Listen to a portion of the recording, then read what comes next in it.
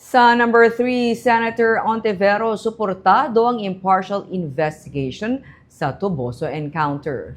Senator Risa Hontiveros na nagasuporta sa nga isa ka full, objective kag impartial nga pagpangusisa sa natabo nga engkwentro sa Toboso nga ginkamatay sa 19 ka mga ginaalagar katapos ang NPA. Samtang Toboso sang guniang bayan na nagpasar sang resolusyon nga nagadeklarar sang NPA nga persona non grata. Ginpahayag ni Hontiveros nga siya ang nagapalapot sa iya nga kasubo kag pag-unong sa pamilya sang namatyan. Sa interview sa media, ginsiling sa senadora nga yara sa Bacolod kay ina nga iya ginasuportahan ang pagpangusisa karon sang Commission on Human Rights sa natabo nga pagbayluhan na isang lupok. Wala man sang liho karon para sa isa ka inquiry suno sa iya. Sa tunga sa mga pamangkot kag spekulasyon kag nagkalain-lain nga panindugan suno kay Hontiveros, ang mata sang tanan yara nakatutok sa CHR bilang constitutional body nga in charge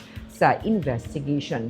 Sunod sa iya sa pagwa lamang sa kamaturan kag ang pag-angkon sa hustisya kag matigayon labot ang paghidait. Gina-appreciate man ni Hontiveros ang pastoral letter ni San Carlos Bishop Gerardo Alminaza. Tigayon man na ka-istorya si Hontiveros kay Toboso Mayor Richard Haujoco. Nagpasarang sangguniang bayan sang resolusyon nga nagadeklarar sang NPA bilang persona non grata. Ang hitabo ang tugas sang kahadlok sa mga pumuluyo kag nag-apekto sang normal nga socio-economic activities sang apektado nga komunidad suno sa SB.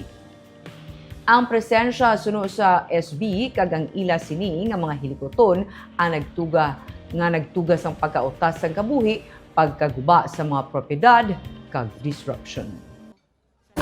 I'm not raising doubts right now about either side or any side. There have been many facts or allegations or yung haka-haka, speculations raised not just by both sides but by many sides kasi malaking insidente to and maraming tao ang involved. So, again, ang mata ko rin ay nakafocus ngayon sa CHR.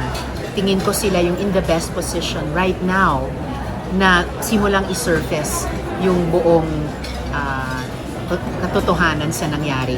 The broad context and the deep roots of what really and completely happened.